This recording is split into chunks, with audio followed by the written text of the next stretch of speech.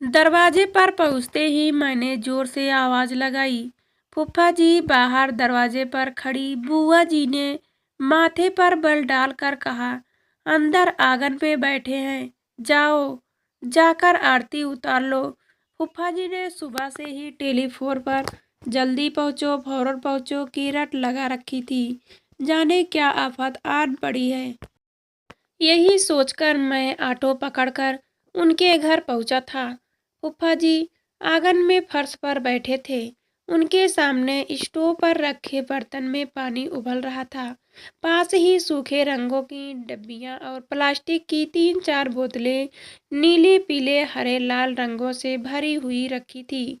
पैरों के पास सफेद कपड़े के कुछ टुकड़े थे जिन पर रंगों की धारियां खींचकर उन्हें परखा गया था। अरे फूफा जी, आपने कपड़े रंगने का काम शुरू कर दिया क्या? मैंने हैरानी से पूछा। तुम्हारे खानदान के सभी सदस्य क्या उल्टी खोपड़ी के ही हैं? अजीब सा मुंह बनाकर फूफा जी बोले। बुआ भतीजे को क्या मैं रंगरेज नजर आता हूँ? अगर कभी रोटी के लाले पड़क भी गए तो भीख मांगना मंजूर कर लूंगा, मगर ऐसा घटिया काम नहीं करूंगा। वाह, कितने ऊंचे विचार के हैं। बुआ जी आंगन में आ गई और मेरी ओर मुंह करके बोली, देख लो बेटा, इन्हें अपने हाथ की मेहनत की कमाई भीख मांगने से भी बुरी लगती है। बुरी तो लगेगी ही। बुआ जी की ओर देखकर फूफा जी बोले, फिर मेरी ओर मुंह फेर कर कहने लगे, बेटा मनोज जरा सोचो, जिस खानदान ने ताउम्र मेहनत से जी चुराया हो, मेरा मतलब है जिस खानदान में मामूली काम करने के लिए भी नौकर रखे जाते थे, उस खानदान का नाम लेवा, यानी कि तुम्हारा यह फूफा जी ऐसा घटिया काम कर सकता है। अपने हाथों की मेहनत की कमाई तो गिरा हुआ काम नहीं है। मैंने उन्हें समझाना चाहा था। हाँ, अब सही बात मुंह से निकल गई ना। अरे, जब मैं दोनों हाथों से रिश्वत लेता हूँ तो तुम लोग उसे बुरा क्यों कहते हो? बेईमानी, रिश्वतखोरी और मेहनत मजदूरी, इनकी नज़र में सब एक बराबर है।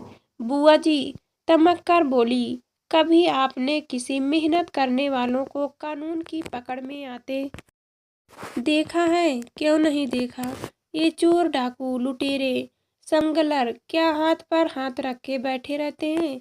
बेचारे जी तोड़ मेहनत करते हैं, अपनी जान को जोखिम में डालकर अपना धंधा चलाते हैं और तभी माल समेट भी नहीं पाते कि धर लिए जाते हैं। बुआ और फूफा के वाकयुद्ध का सिलसिला कोई भयानक रूप से ले उसे पहले उसका रुख मोड़ते हुए मैंने कहा, फूफा जी, आपने मुझे क्यों बतलाया था? और यह आप कर क्या रहे हैं बेटे? होली के लिए मेल खाते रंग बनाने में तुम्हारी सलाह चाहिए। होली में तो तभी 4 दिन पड़े हैं और ये 4 दिन पहले से ही ऑफिस से छुट्टी लेकर रंग बनाने बैठ गए हैं। बुआ जी ने बतलाया।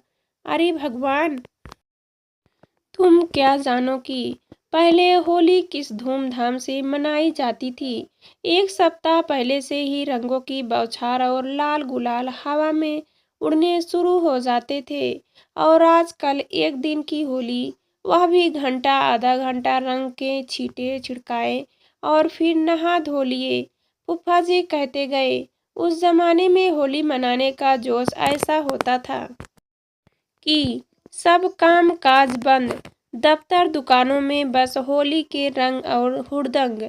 बुआ जी के साथ मैं भी फूफा जी को देख रहा था। उन्होंने स्टोव पर उबलते पानी में एक डब्बे से चिम्मच भर रंग डाला, आंच कम की, फिर 2 और डिब्बियों में आधा आधा चिम्मच कुछ डालकर और स्टोव बंद कर दिया। अब मेरे छोटे भाई की शादी की बात ले लो। फूफा जी हमारी तरफ मुंह करके कहने लगे, शादी का मुहूर्त होली से एक दिन पहले का था।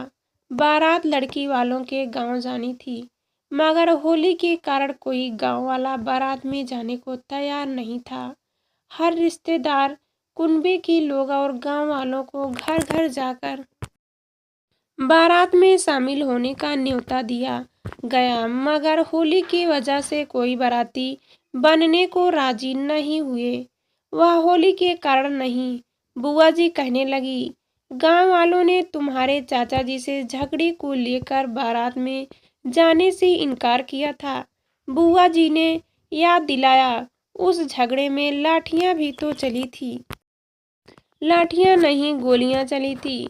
बुआ जी उबल पड़े, फिर मेरी ओर मुंह करके बोले, मनोज बेटा, गांव वालों से मामूली कहा सुनी हो गई थी, जिसमें सुलह सफाई करवाने के लिए हमारे ताऊ जी लाठी टेकते हुए गए थे। अब धक्का मुक्की में उनके हाथ से लाठी छूटकर गिरी तो आपकी बुआ जी ने उस लाठी गिरने को लाठी चलाना बना दिया। फिर आप लोग सिर्फ दूल्हे के साथ ही लड़की वालों के घर पहुंच गए थे। अरे नहीं, भला ऐसे कोई बारात सजती है? फूफा जी बोले। बड़े मुश्किल से लड़की वालों को समझ आया कि बाराती वहां रंग खेलेंगे, तभी दूल्हा मंडप में बैठेगा। फिर अब वहां दूल्हा दुल्हन मंडप में बैठे थे और बाराती रंग खेल रहे थे। अपने पराये का कोई भेद नहीं, जो भी सामने पड़ा रंग डाला। लड़की के बाप, भाई, माँ, ताई, बहनें, भाभी, संबंधी, हलवाई, यहाँ तक कि बारात का स्वागत करने वालों तक के कपड़े रंगीन कर दिए। फूफा जी झूमकर बता रहे थे कि मेरे मुंह से निकल गया तो फेरी करवाने वाले पुरोहित पर भी रंग डाला। उनके तो धोती कुर्ता, राम नाम का अंगोछा, पोथी पत्रा, सभी पर रंग के छींटे पड़ने लगे। फूफा जी बोले, पुरोहित ने जल्दी जल्दी मंत्रोच्चारण कर वर वधू से फेरे लेने को कहा। फिर औने पौने फेरे डलवा कर अपना पोथी पत्रा समेट मंत्रों के बीच क्रमशः क्रम का उच्चारण करते हुए बिना दान दक्षिणा दिए लिए भाग लिए। बड़ी अजीब शादी थी। मैंने हैरानी से कहा, अब एक विचित्र शव यात्रा की बात भी सुन लो। फूफा जी ने आंखें नचाई और बताने लगे, एक बार होली पर हम यार दोस्त सिर से पांव तक रंग में नहाए हुए थे। चेहरों पर काले नीले पीले लाल रंगों की बहारें खिलाए, भांग के गिलासों और पकौड़े की महफिल जमाए हुए थे कि इतने में एक युवक ने रोनी सी सूरत लिए आकर हमारे पुती चेहरे को घूरते हुए पूछा, इनमें से राज कौन है? राज ने उसे इशारे से अपने पास बुलाया। मैंने फूफा जी की ओर देखा तो वह आगे बताने लगे। राज के उन पड़ोसी ने सिसकते हुए बताया कि राज, तुम्हारे पिता की शव यात्रा शमशान घाट की ओर कूच करने वाली है। अरे, यानी आपके दोस्त राज के पिताजी का अचानक इंतकाल हो गया था? मेरे मुंह से एकदम निकला नहीं। जी, फूफा जी ने मुझसे आंखें मिलाई और बोले, उन्होंने होली की सुबह ही राज की बाहों में दम तोड़ा था, मगर हमारा होली खेलने का कार्यक्रम चौपट न हो जाता, इसलिए उसने अपने पिताजी की मौत का गम दिल में दबाए रखा और पूरे जोश से होली खेलता रहा। वाह वाह, कैसे कैसे सपूत आपकी टोली में शामिल थे। बुआ जी ने व्यंग बाण छोड़ा। और नहीं तो क्या, फूफा जी ने गर्व से सिर उठाया और बोले, हम में से कोई खुद भी मर गया होता तो अर्थी से उठकर होली खेलने चला जाता। आज की तरह नहीं कि संसार के किसी कोने में आंधी तूफान भूचाल आया और कुछ जाने गई तो होली की रंग नाली में बहा दिए। आप लोग इंसानी हमदर्दी को क्या समझे? बुआ जी ने मुंह बिचकाया। अब हमदर्दी की बात ले लो। जो ही हमें राज के पिताजी के इंतकाल का पता चला, फौरन राज के साथ उसके घर पहुंचे और वहां जो हम सभी चारों लोग फूट फूट कर रोए तो देखने वाले हैरान परेशान हो गए कि आखिर इन नौजवानों में से किसका बापू, किसका डैडी, किसके पिताजी संसार से कूच कर गए हैं? फूफा जी ने आंखें पूछी। सच मनाना मनोज बेटे, हम लोगों ने रोने पीटने का वह समा बांधा था कि लो सुन लो। फूफा जी की बात को बीच में काटते हुए बुआ जी बोली, रोने पीटने का समा बांधा था, चलो समा बांध नहीं, समा खुला छोड़ दिया था, अब तो खुश। फूफा जी उखड़ गए। फूफा जी ने रंग की 3-4 बोतलें एक झीले में डाली और रंग वाला बर्तन स्टोव पर ही छोड़कर उठकर खड़े हुए और बोले, आओ चले बेटा। फूफा जी ने रंग की बोतलें वाला झोला उठाया।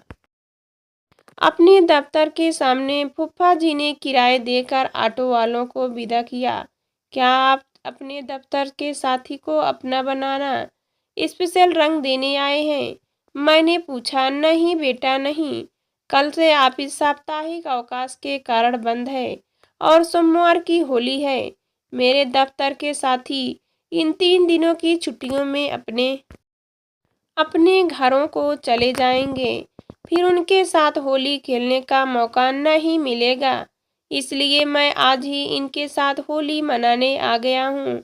फूफा जी ने झोले से रंग की एक बोतल निकाली और झोला मुझे थमाकर पीछे पीछे चले आने का इशारा कर ऑफिस की ओर बढ़े।